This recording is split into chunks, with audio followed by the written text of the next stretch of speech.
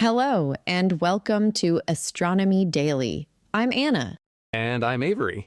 It's Tuesday, the 7th of July, 2026, and we've got a properly eclectic mix for you today. We're starting close to home, very close to home, with a beach in Queensland and some rather mysterious silver balls.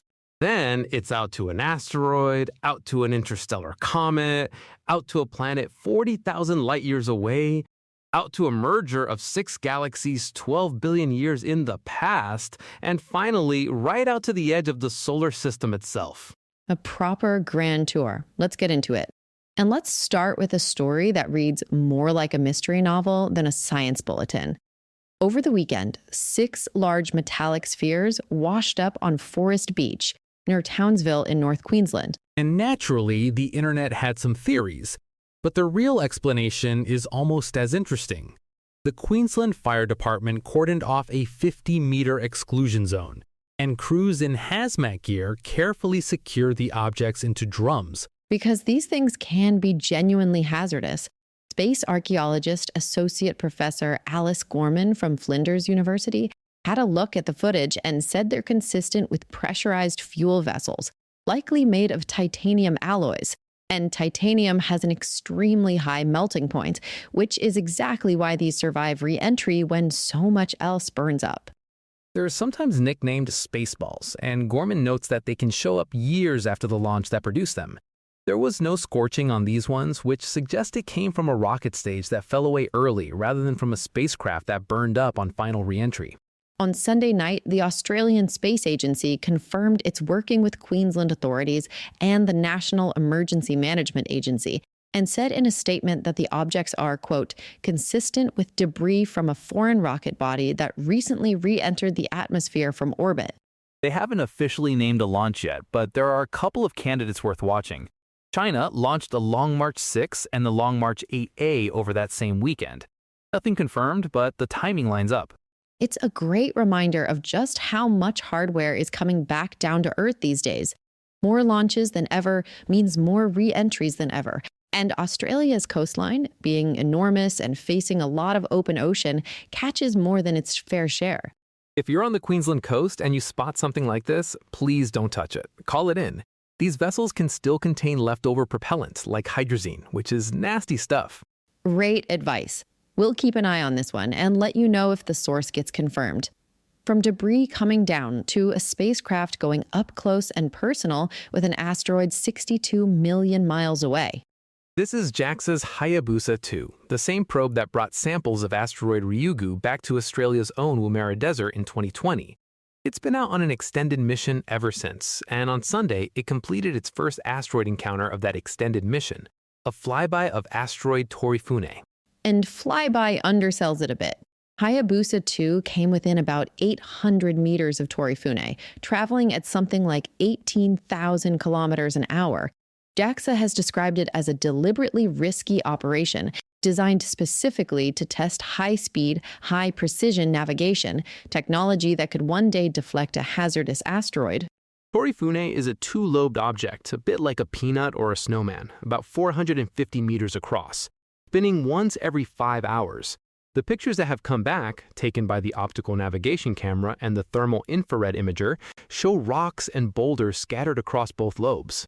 Yuya Mimasu, who heads the Hayabusa 2 extended mission team, told a press conference he was genuinely shocked by how good the image was, given it was captured in a fleeting moment during a high-speed pass. The infrared images are just as valuable. They reveal cooler shadowed regions and warmer sunlit patches, which tells scientists about the surface texture and thermal behavior of the rock. Hayabusa 2's next stop is even more ambitious, asteroid 1998 KY26, just 11 meters across, potentially the smallest asteroid ever visited by a spacecraft. That encounter isn't due until 2031, so Torifune was very much the warm-up act. A warm-up act 62 million miles from home. Not bad for a spacecraft that's been flying for almost 12 years. Sticking with old travelers, let's check in on 3I Atlas, the interstellar comet that's been fascinating astronomers since last July. New research out this week, led by Cyrielle Oppidum at the University of Edinburgh, used the European Southern Observatory's Very Large Telescope to study the comet's chemical fingerprint in detail. And it's given us our best clue yet about where 3I Atlas actually came from. The short version? This comet almost certainly formed in the outer reaches of a star system built around a star far older than our Sun. Combined with earlier work on hydrogen and carbon isotopes, some estimates now put the comet's age at somewhere between 3 and 12 billion years, which, if it holds up, would make 3I Atlas one of the oldest objects ever directly studied by humanity. Oppidum put it beautifully. She said interstellar comets are basically fossils from planetary formation, but from a system very far away that we're lucky enough to study up close for once. 3I Atlas is only the third confirmed interstellar object, after Oumuamua in 2017 and Borisov in 2019, and it's already fading as it heads back out of the solar system for good. The VLT team says these observations are nearing their end simply because the comet is getting too faint to study. Which makes the timing of this result rather poignant, one of our last really detailed looks at 3I Atlas, and it turns out to be one of the most revealing. And with the Vera Rubin Observatory now fully operational, scientists reckon we could be entering what they're calling the golden age of interstellar object discovery. Every new one a fresh surprise by the sound of it. Now for a discovery that even NASA didn't think was possible when this spacecraft launched. This is Tess, the transiting exoplanet survey satellite. Since 2018, its entire job has been watching for the tiny dimming of starlight when a planet crosses in front of its star. That's given us hundreds of confirmed worlds. But this week, in a paper in the astrophysical journal Letters, a team reports that Tess has found a planet using a completely different method, gravitational microlensing. Microlensing relies on general relativity. When one star passes almost exactly in front of a more distant background star, its gravity bends and briefly magnifies that background star's light. If the foreground star has a planet, that planet leaves its own tiny ripple in the brightening. The planet in question is called Gaia 23 Bra b, first hinted at back in 2023 by the European Space Agency's Gaia mission, which spotted the stellar brightening but didn't have enough data to confirm a planet. Tess's archived observations from that same event turned out to hold the missing piece.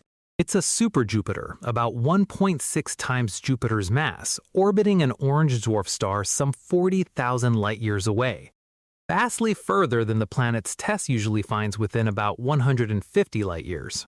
University of New Mexico's Diana Dragomir, who worked on the discovery, said plainly that nobody expected Tess to ever be capable of finding this kind of planet. And because microlensing events are one-offs, they happen once and never repeat, this really was a needle hiding in 8 years of haystack data. But team member Mallory Harris had a great line about it. She said microlensing will probably find the first Earth analog, and then we'll just have to wave at it as it drifts by, because we'll never see it again. Bittersweet, but also a lovely preview of what NASA's upcoming Nancy Grace Roman Space Telescope will do at scale. It's expected to find around 1,000 planets this way, from one planet 40,000 light-years away to something on a truly different scale altogether. A new paper led by Z.L. Wen of the Chinese Academy of Sciences describes what astronomers are calling an extremely rare galaxy megamerger. 6 massive galaxies caught in the act of merging into one, roughly 12 billion years ago. Using the Mayold, Boak, and Blanco telescopes, combined with earlier James Webb and radio interferometry data, the team reconstructed what was originally thought to be a single distant galaxy hosting an active black hole. Instead, it turned out to be a protocluster, a gravitationally bound clump of galaxies in the very earliest stage of building what's called a brightest cluster galaxy. None of these 6 are lightweights either. 4 are already individually massive, and together they're packing hundreds of billions of solar masses of stars into a region smaller than the Milky Way. Their combined star formation rate is somewhere between 70 and 160 solar masses a year.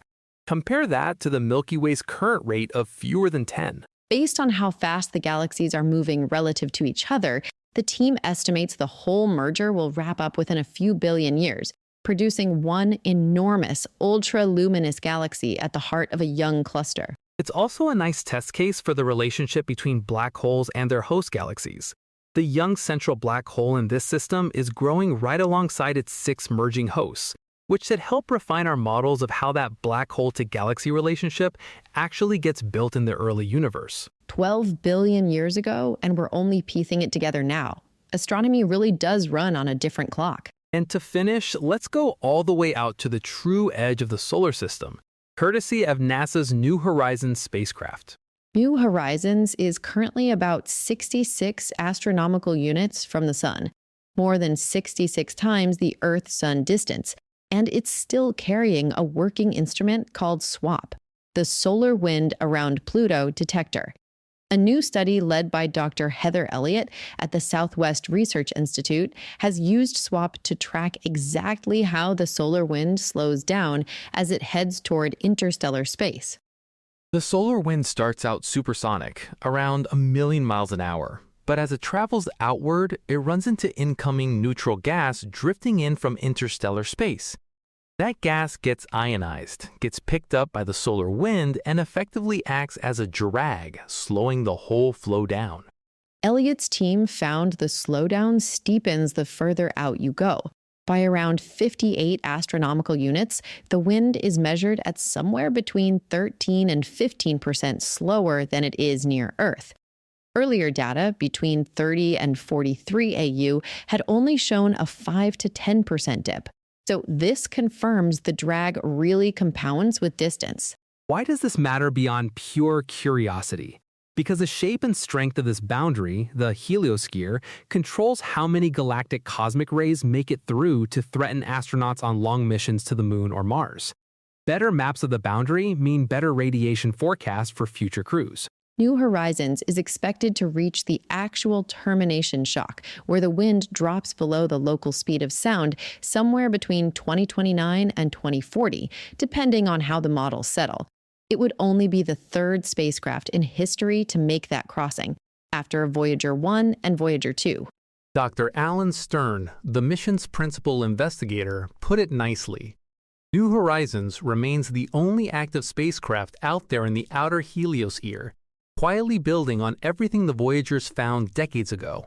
A fitting note to end on, from a beach in Queensland to the true edge of the sun's influence. That's a wrap on today's edition of Astronomy Daily. Beach mysteries, asteroid close calls, ancient comets, hidden exoplanets, a 12-billion-year-old mega merger, and the edge of the solar system itself.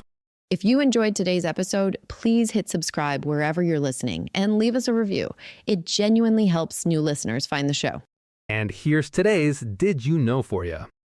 Hayabusa 2's flyby of Torifune happened at a distance of under a kilometer at 18,000 kilometers an hour.